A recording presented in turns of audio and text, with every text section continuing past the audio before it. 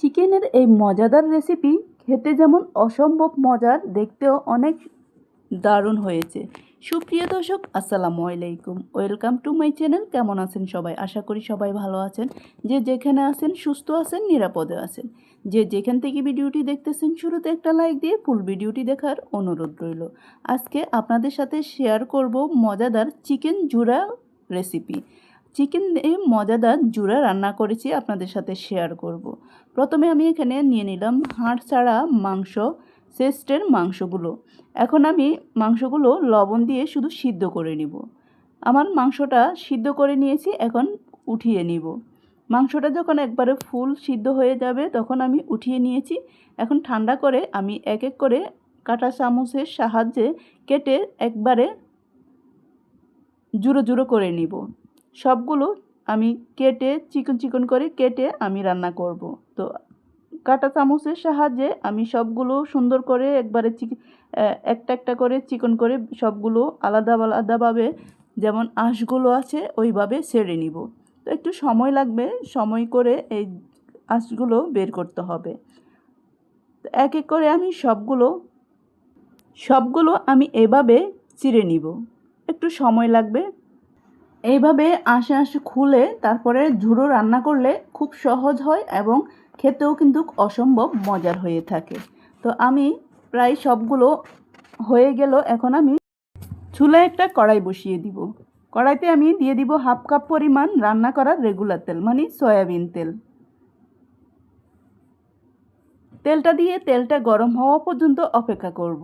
তেলটা গরম হয়ে আসলে আমি যে জুড়া করে নিয়েছি মাংসগুলো দিয়ে দিব। এখানে সামান্য পরিমাণ লবণ দিয়ে দিলাম। মাংসগুলো এখন আমি তেলের মধ্যে ভেজে নিব। একটু সামান্য পরিমাণ হলুদের গুঁড়ো ব্যবহার করব যাতে কালারটা সুন্দর আসে। হলুদের গুঁড়ো দিয়ে আমি নেড়ে চেড়ে একটু ভেজে নিব।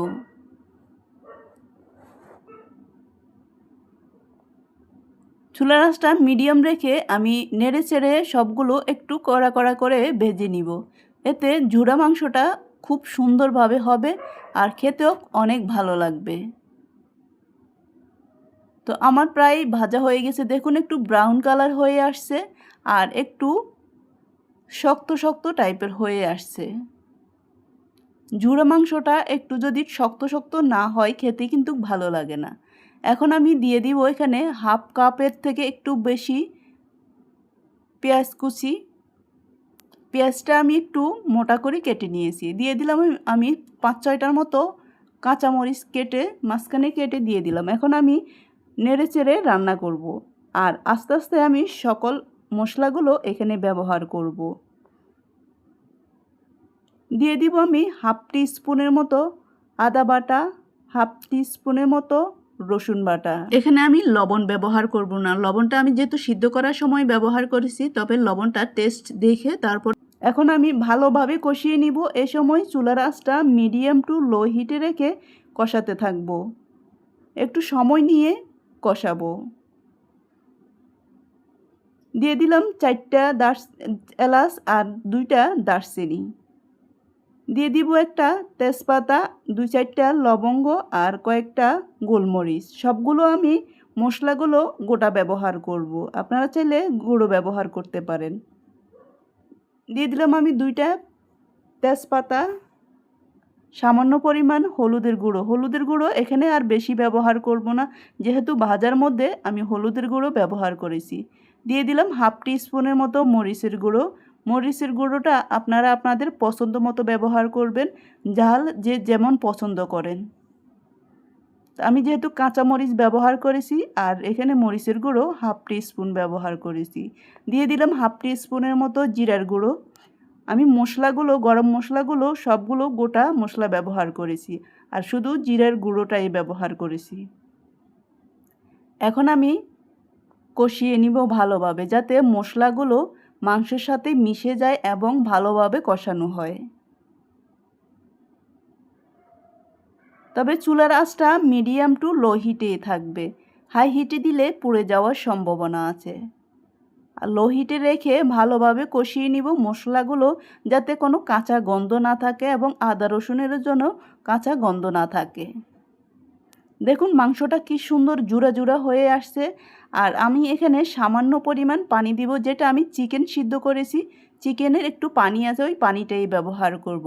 বাড়তি কোনো পানি ব্যবহার করব না। এই যে চিকেনের যে পানিটা আছে, আমি চিকেন সিদ্ধ করা যে পানিটা ছিল, পানিটা দিয়ে এখন শুধু একটু কষিয়ে নিব, যাতে ভালোভাবে, যেহেতু এখানে মাংসটা একটু শক্ত শক্ত করে আমি ভেজে নিয়েছি, তাই একটু নরম হবে। এখন শুধু নেড়ে চেড়ে ভালোভাবে রান্না করে নামিয়ে নিব। ঢাকনা দিয়ে কিছুক্ষণ অপেক্ষা করব, কিছুক্ষণ পর পর একটু নেড়ে চেড়ে দিব। আমি কিছুক্ষণ পর আবার ফিরে আসলাম, আবার একটু নেড়ে চেড়ে দিব। এখন নেড়ে চেড়ে আমি দিয়ে দিব ধনিয়া পাতা কুচি। দেখুন কালারটা কি সুন্দর হয়েছে, আর খেতেও কিন্তু অনেক মজার হয়েছে। আর এ ধরনের চিকেনগুলো বেশিরভাগ বাচ্চারা পছন্দ করে।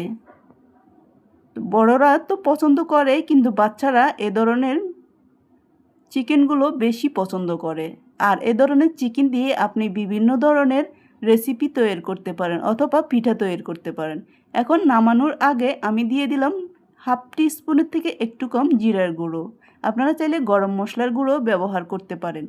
মশলার গুঁড়ো ব্যবহার করে 5 মিনিটের মতো রান্না করে নামিয়ে নেবেন। এতে খাবারের টেস্টটা, চিকেনের খাবারের টেস্টটা অনেক মজার হয়ে থাকে, আর ফ্লেভারটা অনেক সুন্দর হয়ে আসে, অনেক ভালো লাগে।